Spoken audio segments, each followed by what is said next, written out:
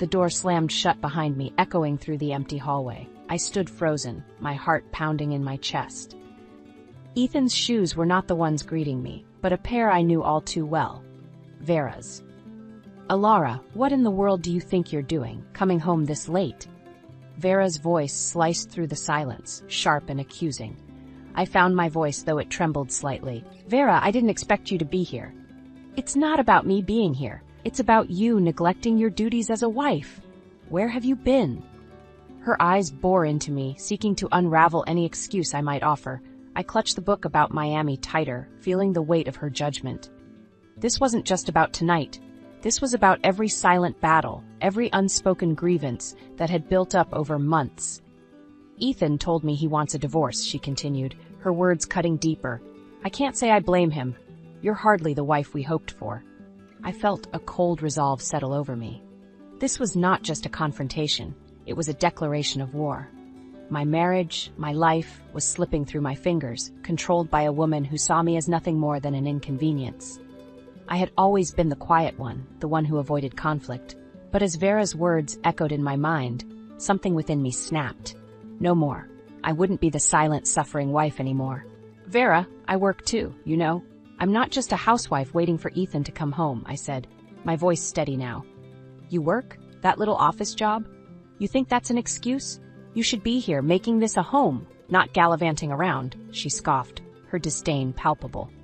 Her words stung, but I stood my ground. "I have every right to live my life, Vera. I'm not just an extension of Ethan." Her lips curled into a sneer.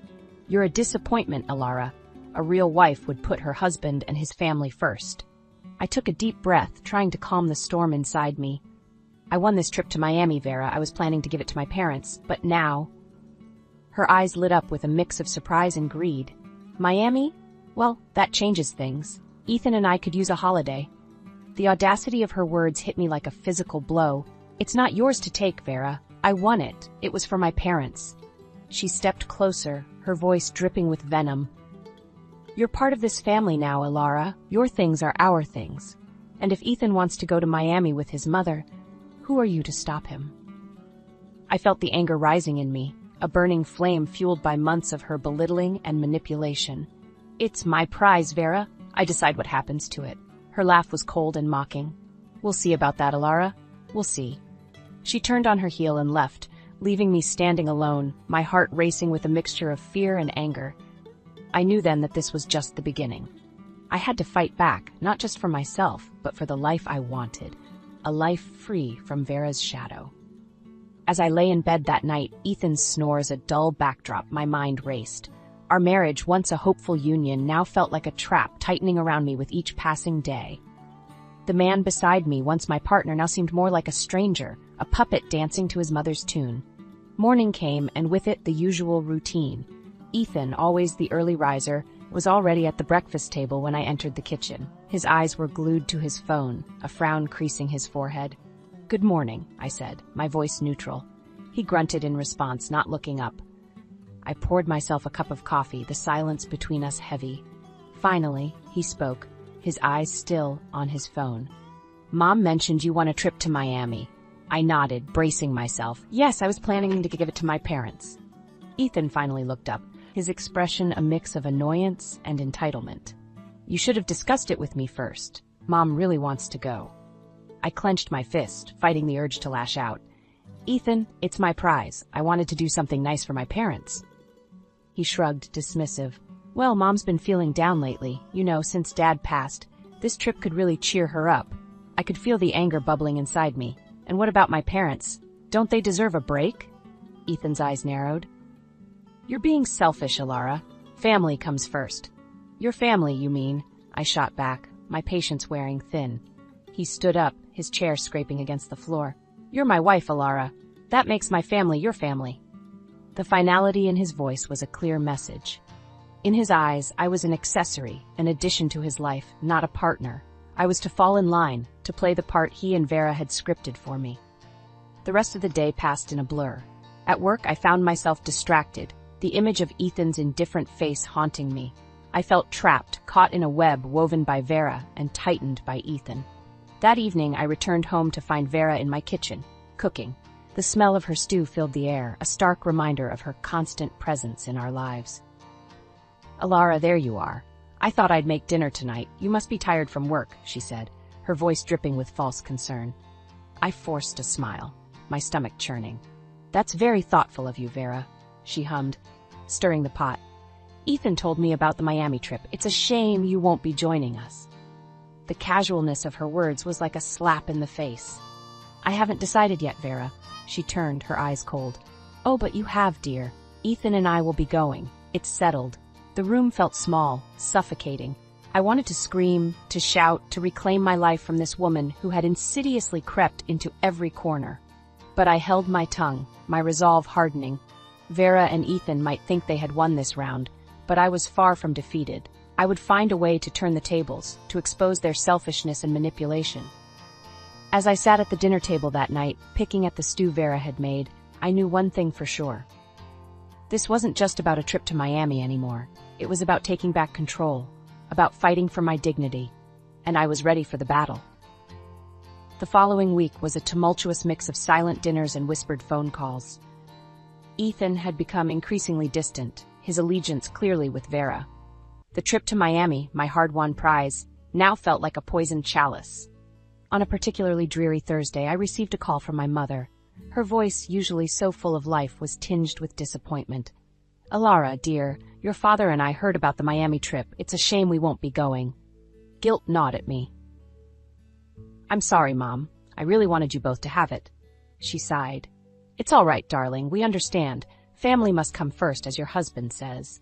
The way she said family stung, a reminder of how Ethan and Vera had twisted the meaning of the word. That evening, as I entered the house, I found Ethan and Vera in the living room, poring over travel brochures. Their excitement was palpable, a stark contrast to the hollow feeling in my chest. "Alara, come look! We're planning our Miami trip," Ethan called out, his voice too cheerful. I approached reluctantly, the sight of them together like this sending a wave of nausea through me. Vera looked up, her eyes gleaming.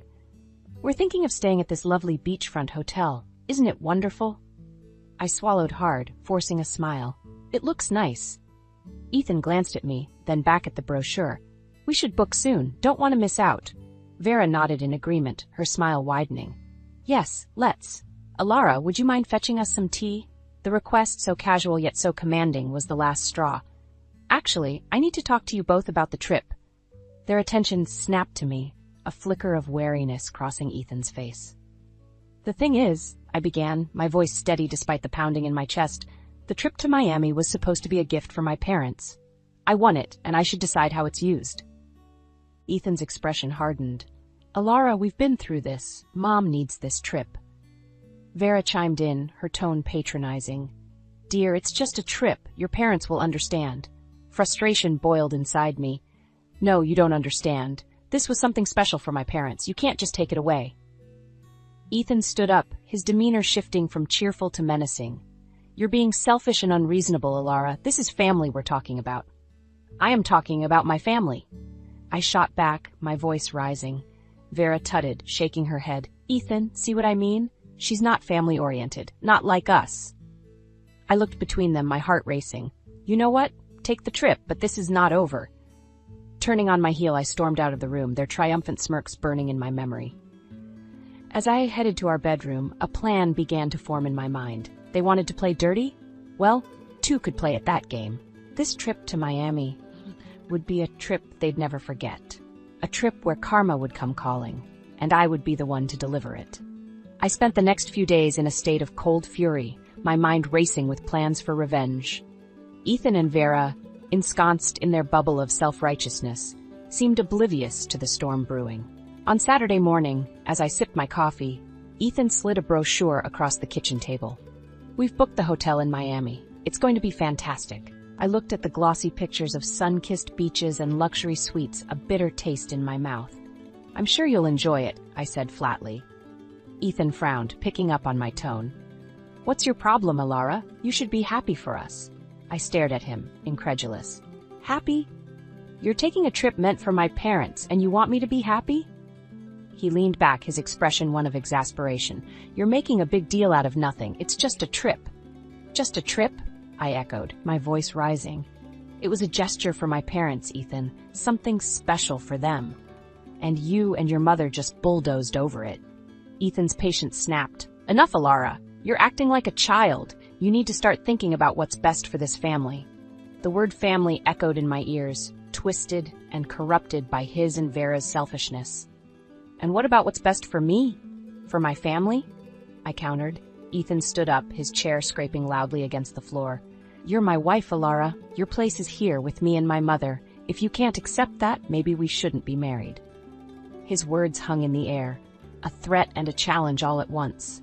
For a moment, I felt a pang of fear, of uncertainty. But then a wave of clarity washed over me. Maybe you're right, Ethan, I said quietly, my decision made. Maybe we shouldn't. His eyes widened, taken aback by my response. What are you saying? I met his gaze, my resolve steeling. I'm saying that this marriage, this life, it's not what I want, not with you and Vera controlling every aspect of it. Ethan's face contorted with anger. You'll regret this, Alara. You think you can just walk away? From me? From this family? I stood, facing him squarely. I'm not walking away, Ethan. I'm taking back my life. He snorted, dismissive.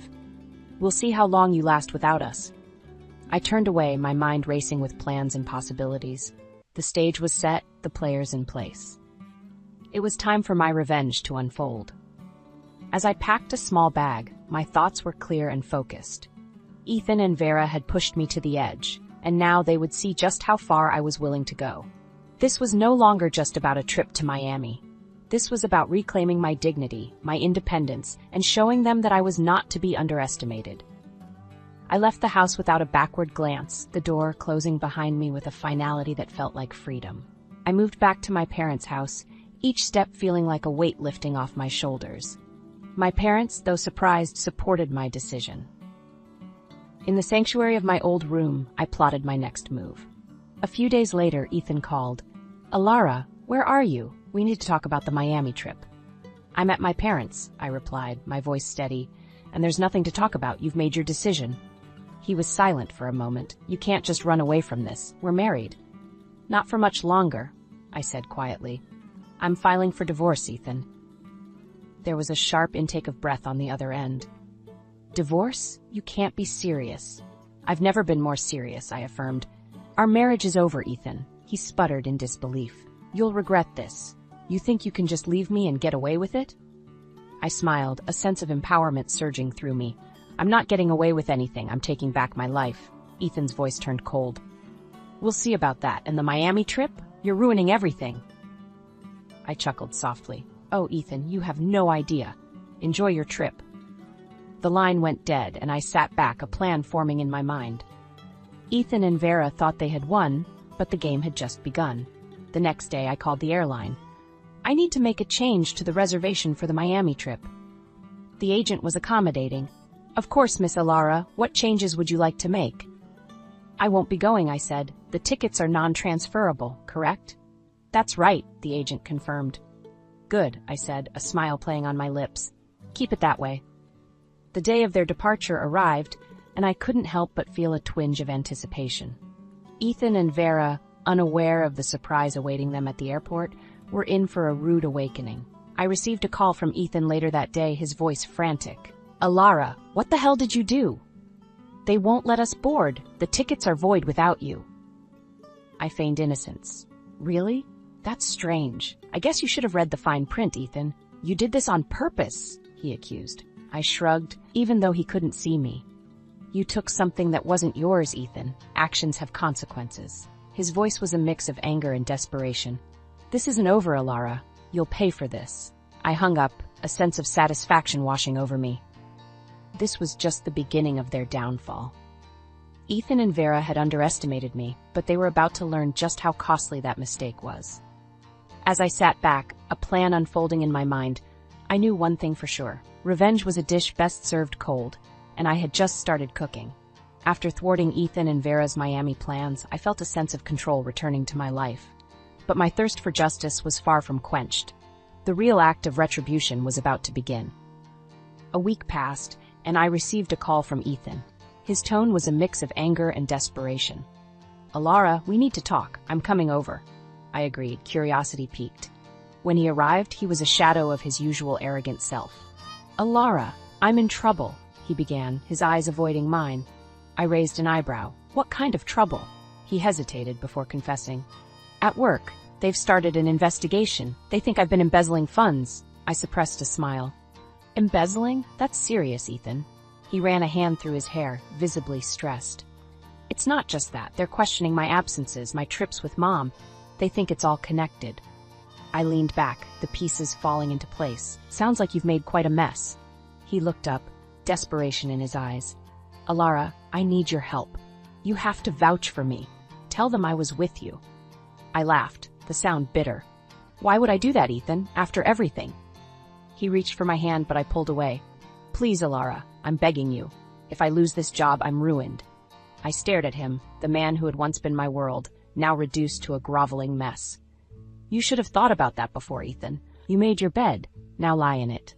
As he left, his shoulders slumped. I knew the wheels of karma were turning. The following day, news of Ethan's dismissal and his embezzlement spread.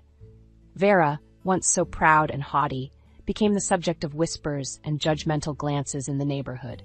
Their fall from grace was swift and merciless. Ethan tried to reach out again, but I was done. My lawyer handled the divorce proceedings, ensuring I was well protected and compensated. As for Ethan, he was left to face the consequences of his actions alone. I visited my parents, sharing the news. "It's over," I told them. "The divorce is final." My mother hugged me, tears in her eyes. "You're strong, Alara. Stronger than you know." I nodded, a sense of peace settling over me. I had to be, Mom, for myself. In the end, Ethan and Vera reaped what they had sown. Their deceit and selfishness had been their undoing. As for me, I was free from their toxic grip, ready to start anew. The scars of the past would always be there, but they were a reminder of the battles I had faced and won. I was no longer the meek, compliant wife. I was Alara, a woman who had stood up for herself and emerged stronger. The day after my divorce was finalized marked the beginning of a new chapter in my life. The shackles of my oppressive marriage were finally broken, and I could breathe again. Sitting in my parents' garden, I reflected on the journey that had led me here. The pain, the betrayal, and ultimately, the triumph over those who sought to control me. My mother joined me with 2 cups of tea. "What will you do now, Alara?" she asked gently. I took a sip, feeling the warmth spread through me. "I'm going to live, Mom, for myself this time." She smiled, a look of pride in her eyes. "You've grown so much, darling." Our conversation was interrupted by a knock at the door. My father answered it, his voice rising in surprise. "Ethan, what are you doing here?" I stood, my heart pounding.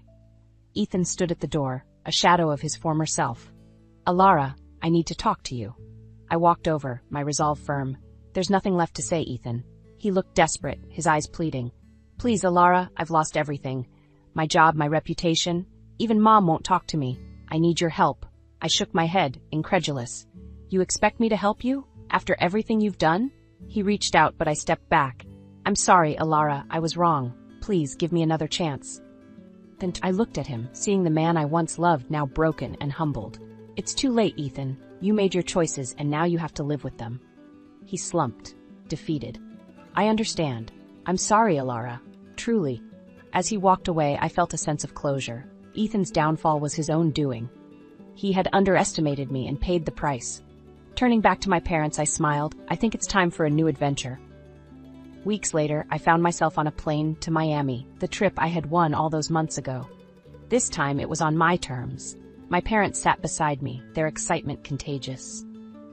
As the plane soared above the clouds, I looked out the window, a sense of freedom washing over me. I had faced my battles and emerged victorious. Now it was time to enjoy the peace that came after the storm.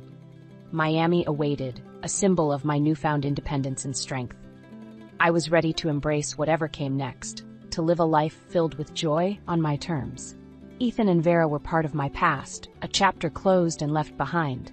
Ahead lay endless possibilities, a future where I was the author of my own story, and I was determined to make it a beautiful one.